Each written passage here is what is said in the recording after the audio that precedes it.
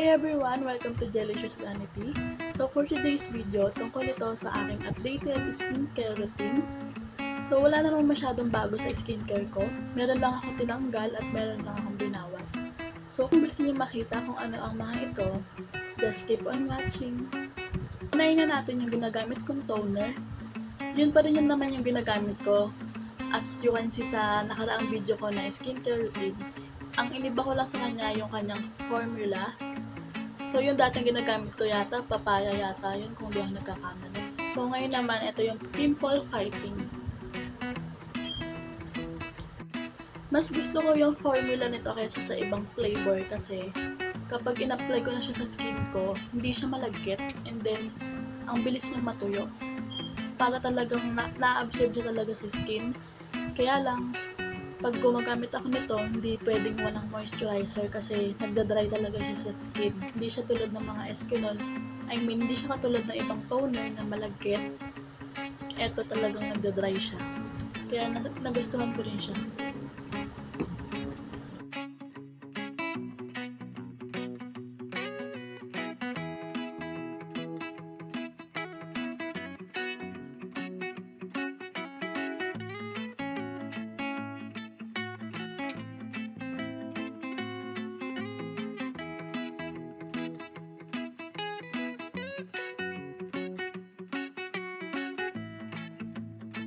And by the way guys, hindi ko na binago yung aking soap kasi nakakatulong talaga siyang makapagpaputi sa akin.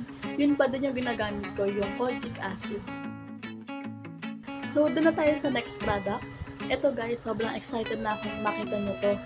Kasi ito yung bagong ginagamit ko sa skincare ko and sobrang effective na guys.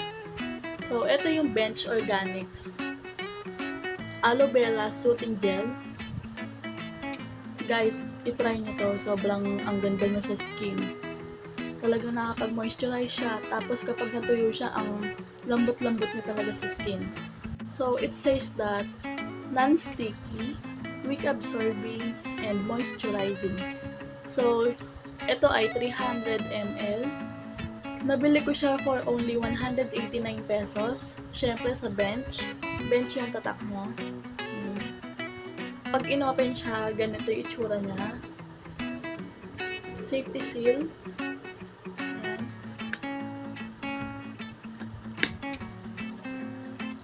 And sobrang puno pa niya guys. Pero, lagi ko itong ginagamit. Pang 1 month ko na siya ginagamit. Pero, sobrang puno pa siya. Oh. And then, pag inamoy mo siya, sobrang bango. Para talagang aloe vera yung amoy niya. And guys nga pala ha, hindi lang siya pang face, pang body pa siya. So, yun yung kagandahan nun. Ito yung direction. Apply to soothe and moisturize dry skin. Suitable for face and body. Store in refrigerator for a fresher, more soothing and cooling effect on skin. Keep lid tightly, close when not in use. So, yun yung ginagawa ko pala guys. Kapag di ko siya ginagamit, nilalagay ko siya sa refrigerator. Tapos pag gagamitin ko na siya paggabi, sobrang ang lamig niya sa mukha. Ang sarap-sarap na ilagay sa mukha. So, I highly recommend this to you guys.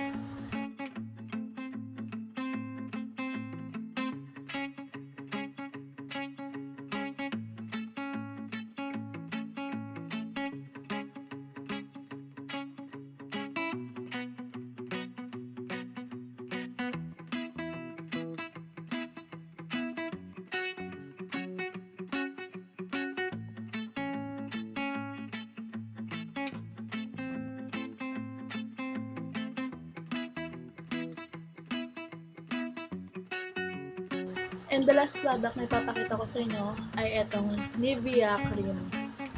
So kung makikita nyo, medyo basa-basa pa siya kasi nilagay ko nga siya sa refrigerator. Ewan ko lang guys kung meron pa nito sa Pilipinas. Kasi padala lang ito ng mama ko. So ito yung sa loob niya. White yung kanyang laman. At sobrang bango guys. Sobrang bango. Ina-apply ko to guys after nung aloe vera soothing gel. Pinapatuyo ko muna ito sa aking mukha. Then sunod na ito. Ito na yung pang last routine ko sa aking skincare. guys, yung effect nito sa mukha, panalo.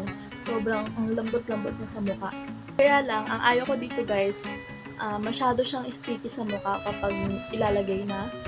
Pero after naman ng mga 10 minutes to 15 minutes, nagda-dry up naman siya sa mukha and sobrang lambot. At ang bango-bango pa niya guys.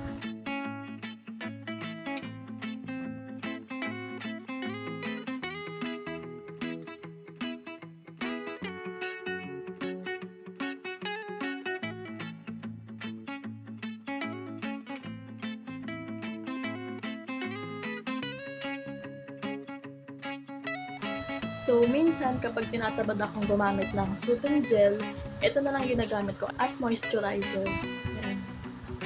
Pero minsan kapag sinisipag ako, parehas ko silang ginagamit.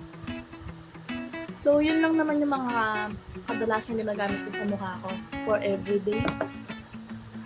Yan, 3 product na to. Pati yung Nivea. So, yun lang ang aking ipapakita sa inyo for today's video. Thank you for watching and see you in my next video. Bye!